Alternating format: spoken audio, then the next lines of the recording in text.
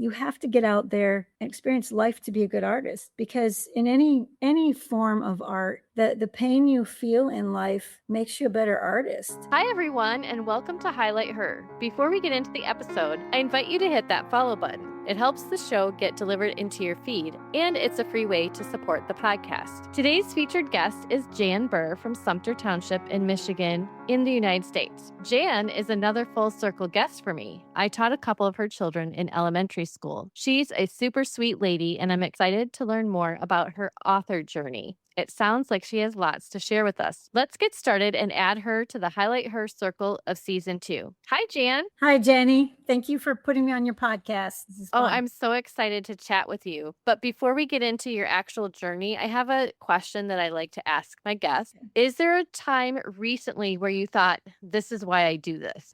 That this is why I do this? Sure. This is why I write.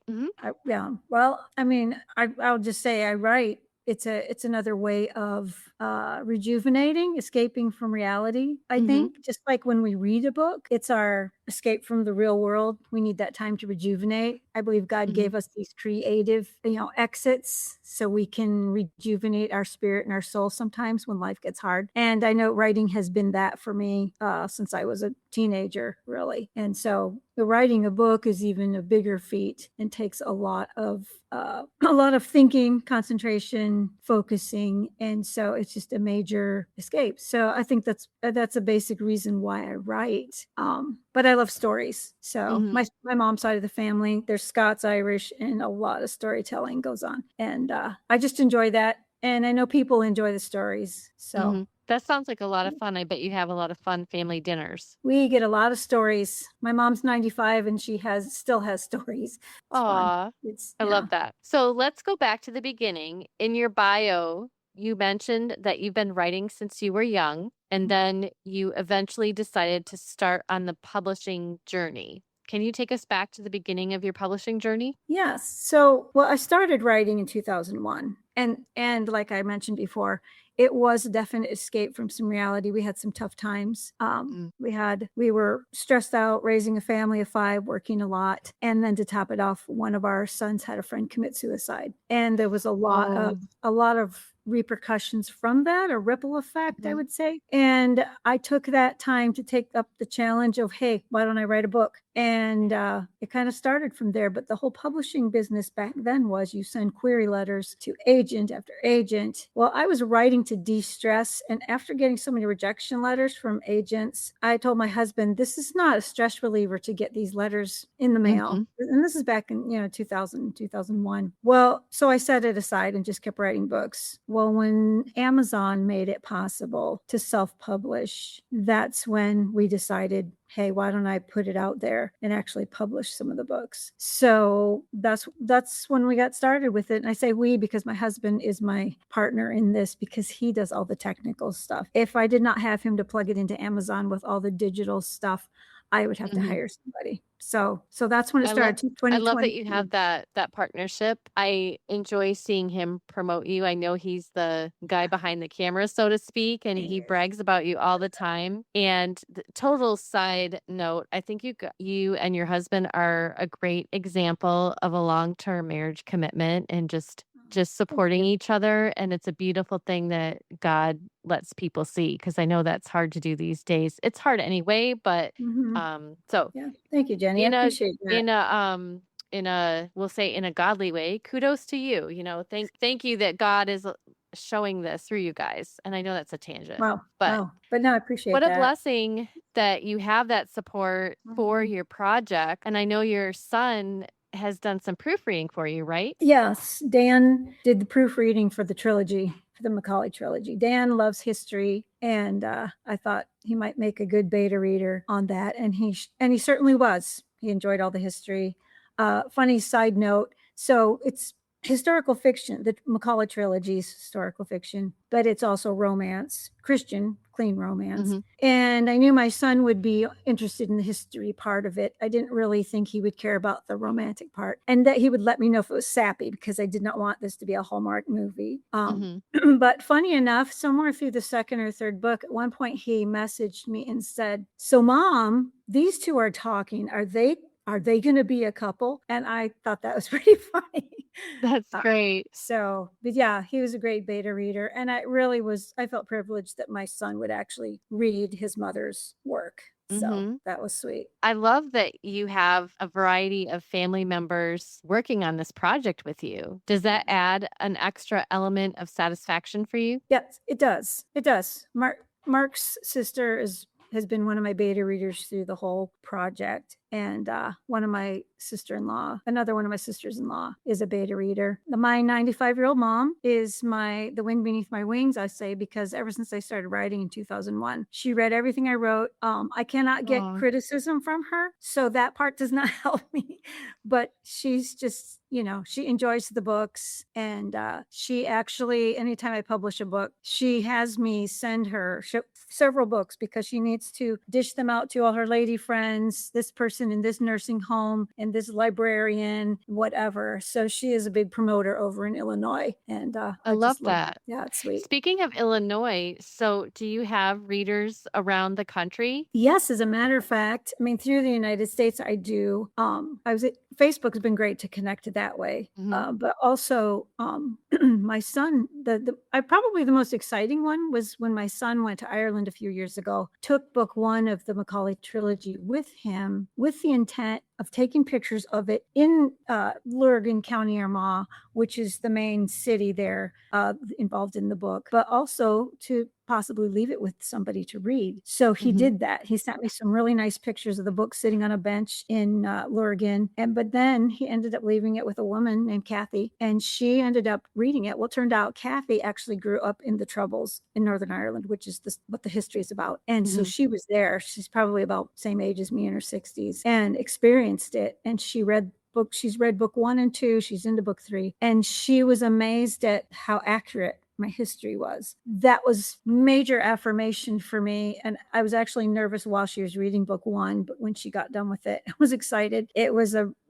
big relief. But that's probably the most exciting, that somebody has read it in Ireland and now she's passing it around. And she would like me to come there and do a book signing, which should be fun. So maybe one of these days when we get the funds, we'll travel over there. Have you looked into it at all? Have an idea of how much you'd need to? I mean, you don't have to tell us the amount, but I'm just wondering, have you researched it a little bit, or are you waiting? We're waiting. Yeah.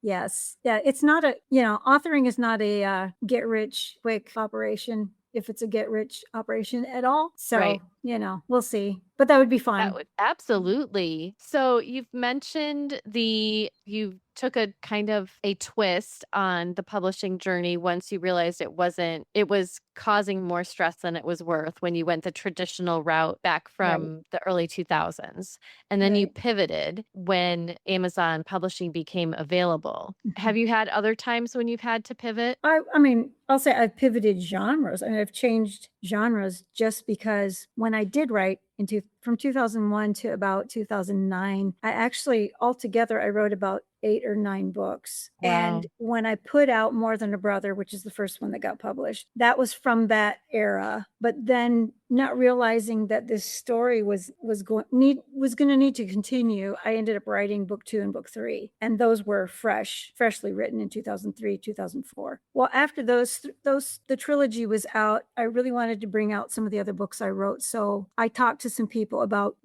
changing genres. I'll continue. In fact, right now I'm working on a historical fiction again. But what happens if I leave the historical fiction fans and go to a mystery book?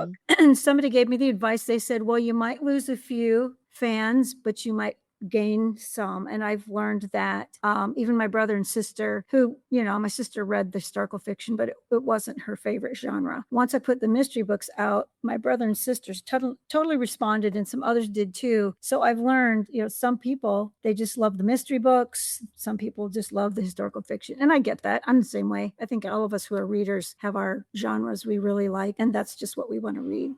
So I put out the 2 mystery books. It was a bit scary, I will say. And the first book, it took a while people get your book. It's not like art, or when you perform, when I perform a piano piece, you get a response right away. People see your art, they respond right away. When you write a book, you wait because people have to read it. So you just wait. And I tell people it feels like a constant drum roll in my head. Just that waiting. So the first mystery book I put out, it took almost the whole month of January, and I was about ready to kill the whole idea. And then suddenly I got a text from my brother, and I posted that on Facebook because it was so exciting because he was all into it. And then I got comments from other people that were reading it and they loved it. It just kind of opened it up for people to let me know, even though they hadn't finished it yet, they were loving it. So I think that was a change up of just, go ahead and be daring and take that risk. That's what I was thinking. You had to be brave to change genres. Yeah. Yeah, it was kind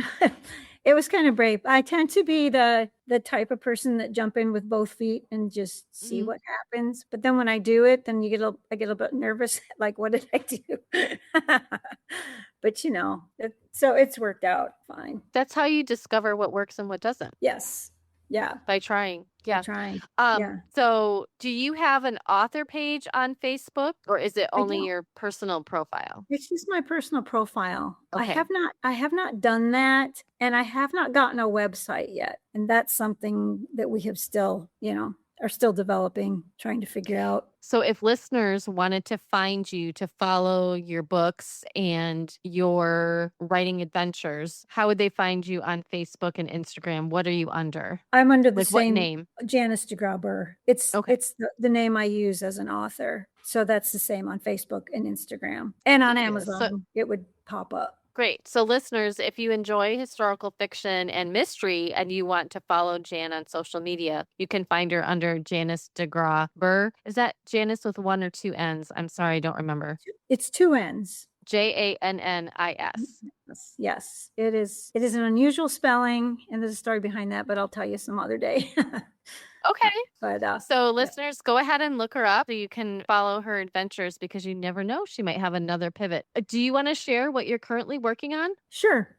So 2 things. A third mystery book is in the process, is with the editor right now. And it's called Return to Gull Harbor. It's actually a mystery that takes place in Gibraltar, right here in Gibraltar, Michigan. When we were still living there, I wrote a mystery that took place there and really enjoyed that. So that one's with an editor. Meanwhile, I am working on a historical fiction book of it's actually taken from a letter I have from my great-great-great-grandfather, James McFarlane, who came over from London, took his family over from London over to New York, didn't like the scene in New York City. So they actually took the route of the Erie Canal that had just come out in 1825. And they took the Erie Canal, came over to Lake Erie, came down the Ohio River, and they landed in Cincinnati. I've been down to Cincinnati. There is a park there named McFarlane Park, which was McFarlane's farmland. And we found their tombstones and everything. So that was exciting. But I'm kind of geeked with that kind of history and family history. And people have said, well, why don't you make historical fiction out of this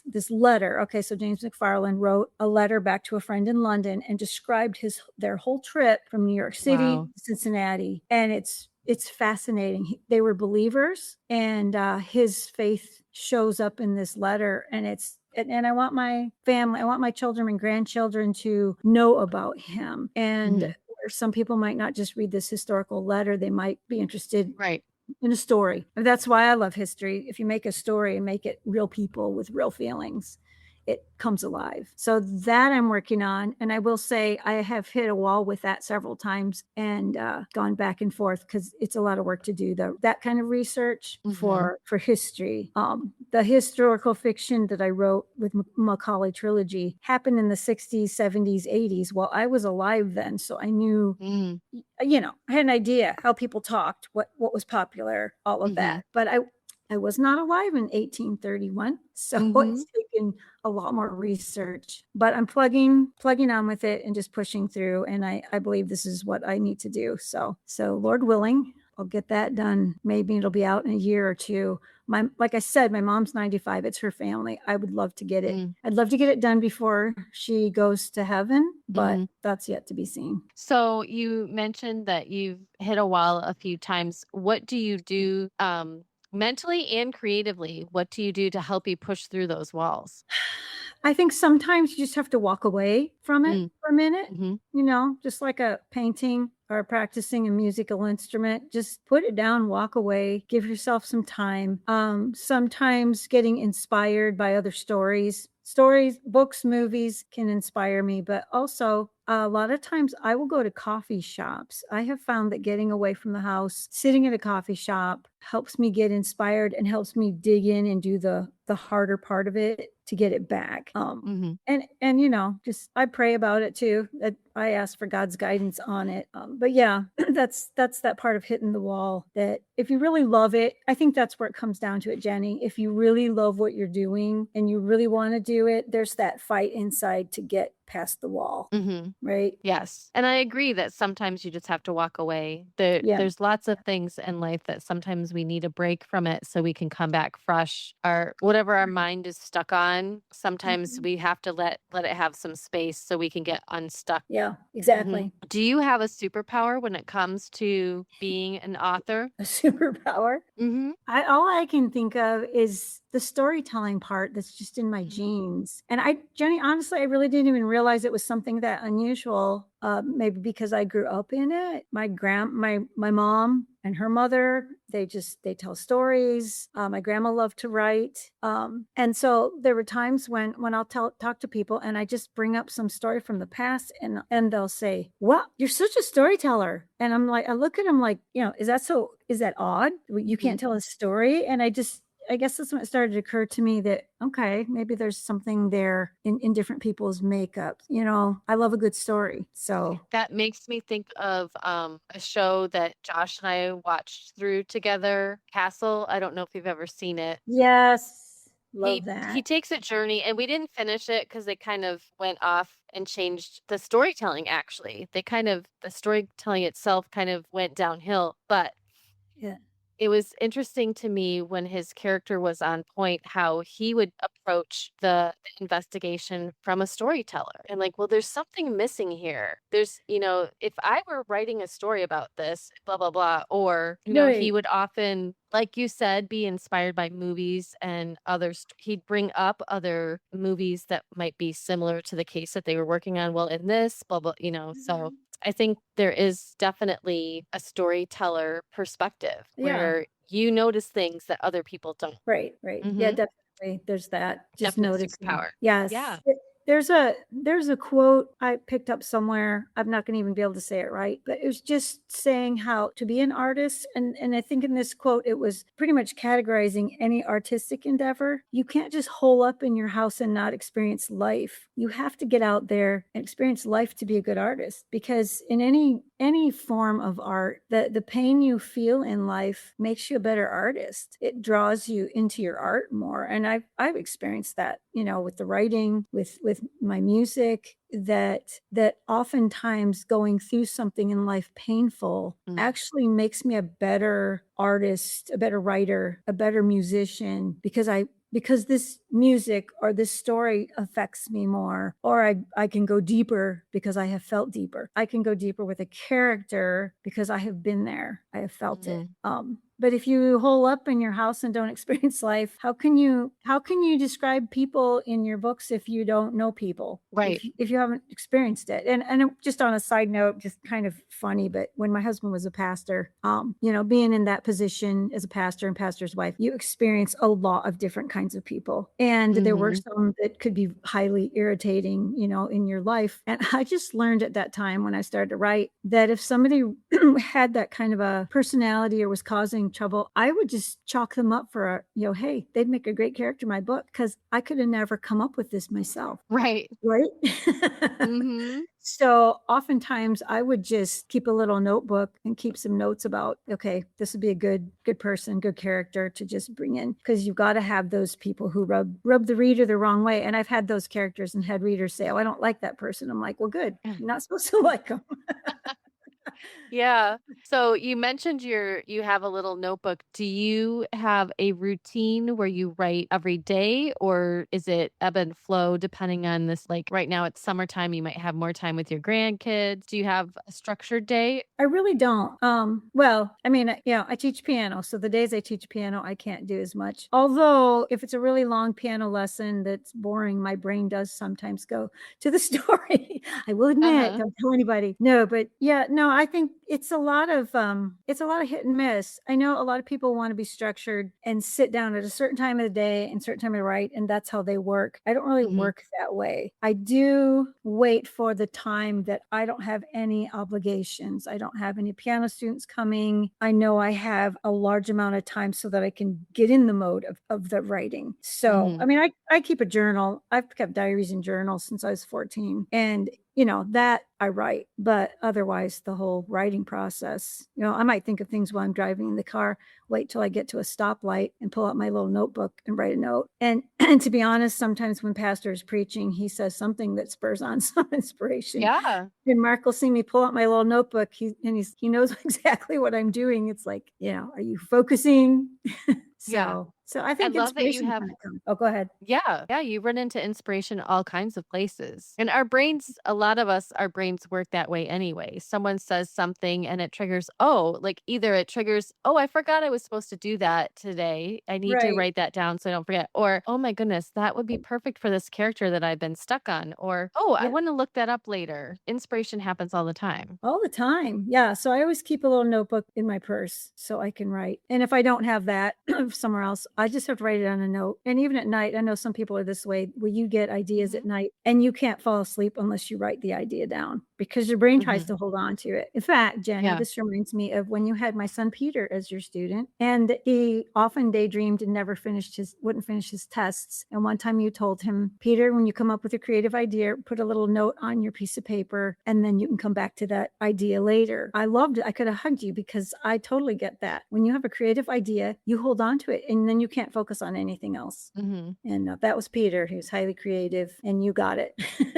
Aw, I'm glad I was able to do that. So, Jan, we were just talking about inspiration and your notebook and how your days are kind of depending on what you have going because you're not just an author, right? You have so many roles. Is there anything that helps you stay organized as an author? I tend to be an organized person. I need organization. I keep lists like crazy because I need to see the lists. I need to check off my lists. And I think that helps me. And the days that I want to write, amongst the other things I have to do, I will put work on book, Nice. just to have that there as almost like a reminder when I look at the rest of the list that, okay, you get this done, you get this done, then you can sit down, work on the book. Love So that. Is there anything, I know you're working on 2 books right now. Is there anything that you're particularly excited about that's coming down the road? Do you have a book signing tour or any other new projects, or these 2 books are your babies right now? well, I have a book signing coming up. There's a place that I keep going back to, Charlene's Book Nook in Frankenmuth. That's coming up Mm, July 4th.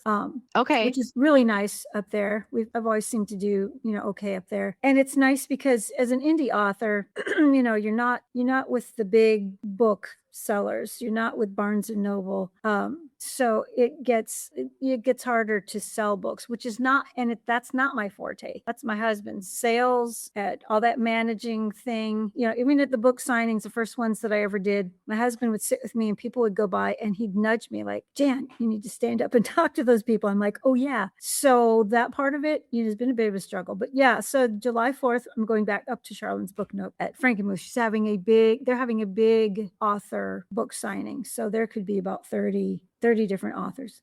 They do that Wow. and open it up. We really appreciate it because you don't pay for a table. They just will take a percentage if you sell a book, and that Mhm. helps us indie authors out a lot. But meanwhile, I've made contact with a couple other places. I would say one of the most exciting places I have gone to do book signing, and we're going to get another one scheduled, is in Watertown, Wisconsin, which is the main setting for the trilogy. So we did that. I went there in November and did a book signing, and that was a lot of fun. So I want to make sure I return to the city. It's very interesting to go to the place where the setting took place. So Absolutely. so I want to do that. Go ahead. And maybe someday a book signing in Ireland. That would be really fun. Now that I've had it a bit affirmed, to just go in cold turkey would have been a little scary. I'm on a few Facebook posts from people in Ireland, so I get a feel for some of their personalities and some of their take on Americans. And they're just like the rest of us. Some are very accepting of Americans, and then others are a little snarky. So that would have made it a little scary. But once I've had it affirmed that I've got my history straight, I'm not worried about it. But yeah, she's and another thing, and this is just something that would be a dream. It would be fun. She has some connections to a filmmaker in Ireland, and I've had people. I will say I've had people who have read the trilogy say this would make a great movie, and so that would be fun. So that's like a dream. That's a dream, Jenny. That as long as it was a good company that did the film and didn't take it and screw up the whole story, which we all know have seen book to movies aren't always fun for those of us who have been very passionate about a book and then see it in a movie and get disappointed. So yeah, right. Yes. Or they cut out half of the stuff and you're like, what? Right. Well, you might want to start a new notebook just for movie script ideas. Movie script. Like little notes to write to yourself. This part would be most important. Maybe we do it this way, that kind of thing. That's an idea. I do pretty much have the soundtrack ready because that's for me, I mean, in my head, and I've listed some of it. Just the Irish music, I listen to all the time. In fact, that there's a song called The Island that was written by Paul Brady. And I heard it sung by somebody from Celtic Thunder. I don't know if you're familiar with them, but Keith Harkin sang it in one of their first concerts. And it was about a young boy struggling with the whole idea of why are we at war during the Troubles? Why are we fighting? And it really spoke to me. It really hit me about the sadness of my generation over there in Ireland and what they were going through. So that to me would be the top song for the movie. It had so, but yeah, soundtrack music. It'd be like, can I help with that part of it? Aw, fun. Well, we're at our lightning round. It's a little bit of fun questions to help people get to know you a little bit. Coffee or tea? Tea. Chai. Early bird. Ooh, chai. Oh yeah. All right. Chai latte. Yep. Early bird or night owl? Early bird. There's something that helps you as an author, either one tool. I am a hands-on writer. I love my black medium point pens. There you go. So there it is. And that is just something I love to do. So anytime I start a book, that's where it starts. I have a lot of Spyro notebooks that I don't think I could ever throw away. Even though the books are published, it's like you've got to keep those initial books. So I start that way, and I fight technology. I am just that type of a person. But once I see the purpose of it and how it helps, I'm thankful for it, because writing a book on the computer is much easier than the typewriter. And thankful I never had to go that route. But yeah, so technology is a big thing. I got my own laptop in this whole business and had to learn to use it myself. I've had to learn technology, but once again, I will do it because I love the whole book process. So if this is what helps me, then I'll learn how to do it. And I've learned how to put stories up on Facebook and add music to them and all of that, send it through to Instagram. I've learned a lot of that to get it up on social media, because all those tools help. They help the indie author a lot, but Amazon is the biggest. Kindle publishing is just wonderful, and just to be able to get my books up like that and to get it out there. I love that. Do you have a favorite way to unwind after a busy day? I used to criticize my dad for this after he taught music all day. He would just sit in front of the television and zone. And I, as a teenager and a college-age kid, I was like, they're just wasting their time watching TV. But you know what? For me to zone out with a drama, I love dramas. I love movies. And that is where I feel like I can just give my brain a rest. With the writing and teaching piano, I think both of those they're very demanding on your brain process. So I like to do that. at the end of the day. In the mornings, I like to sit outside and just take in the outdoors. So, and I know our audience doesn't know this, but you have a beautiful space of your own in the backyard that you and your husband created, and then now you're fixing up after that big storm last year. Yeah. Yes. Yeah. Lastly, in our lightning round questions, do you have another author or musician, artist, entrepreneur that you would like to highlight? Yes. You know Christy Brinkley? I do. She has Sugar Island Bakery in Flat Rock. We used to do things together when we were both at the church in Gibraltar and have ladies' dinners and just come up with all these, we did a Chinese dinner one time. One time we did Mediterranean, had a lot of fun with cooking and baking. And I just am so thrilled she's got this coffee shop with a wonderful bakery there in Flat Rock. She's just done a wonderful job. That was a big risk in jumping into a business like that. It's a beautiful spot. It is. Do you go there another coffee shop? Yes, I do. To work. When you're talking about it, I wondered, is that one of your places to work sometimes? It is. It's just it's a bit of a drive for me from Sumter Township, but yes, I do like to get over there when I can and sit. I actually just recently was able to peg her down for an interview date, so she's coming after you. Good. I don't remember if she's going to be in the end of season 2 or the beginning of season 3. Okay. But yes, Awesome. I was very excited when it finally was a time where she had some availability. Oh, good. I listened to your podcast with Jan Dale. She and I did our mural on the back of our barn. And cool. One of the last times she got up on now I can't think of the word for it. Scaffolding? Scaffolding. Thank you. Yes, because I heard her say she doesn't do scaffoldings anymore. I said, well, maybe ours was one of the last ones. It was a pretty old rickety one. But yeah, we hired her and I helped her paint the big mural on the back of our barn. That was fun. She was a fun person to get to know. I can see you ladies having a fun time together. Yeah, that was nice. Well, audience, remember, you can follow Jan on Facebook and Instagram, and I'll be sure to put the links in the show notes. Speaking of show notes, you can also find there the link to subscribe to The Scoop, the podcast newsletter. You can get each episode delivered. Jan, thank you so much for joining us today. Thank you for having me. That was fun. I really appreciate your time and conversation. Audience, thank you for listening today. If you'd like to know what we discussed after the episode ended, head on over to my After the Highlight collection on Patreon.